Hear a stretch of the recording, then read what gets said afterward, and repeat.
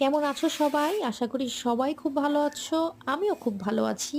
এই দেখো, সব্বাইকে লোভ দেওয়ার জন্য আমি আজকে কি ভিডিও নিয়ে আসছি। হ্যাঁ, এটা হচ্ছে টমেটো মাখার ভিডিও। আর এই টমেটো মাখা করার জন্য প্রথমে টমেটোগুলো ভালোভাবে ধুয়ে কেটে নেওয়া হয়েছে এবং তার মধ্যে দেওয়া হচ্ছে লেবু পাতা। এটা আমাদের গাছেরই লেবু পাতা। আর দেয়া হবে হচ্ছে বোম্বাই মরিচ আর লবণ। তবে বোম্বাই মরিচকে অনেকে নাগা মরিচও বলে থাকেন। যেটা দিয়ে নাগা আচার তৈরি করা হয় মূলত। তো সেই মরিচ দেয়া হবে। তো ৩ টা অনেক বেশি হয়ে যাবে, এজন্য ২ টা দেয়া হলো। আর দেয়া হচ্ছে তেঁতুল। আর মূলত তেঁতুল, লবণ আর ঝাল। এই ৩ টা মাখার জিনিস হলে সেন্ট বেরিয়ে পৃথিবীর গেছে। যেকোনো কিছু মনে হয় মাখিয়ে খেয়ে ফেলা যাবে। সেটা হোক ঘাস পাতা হোক আর যেকোনো কিছু হোক, ফলও খাওয়া যায় আরকি।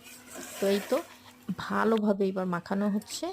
মাখাতে, মাখাতে দেখো কত আচ্ছা। সুন্দর একটু নরম হয়ে গেছে। আর এখন হচ্ছে খাওয়ার পালা।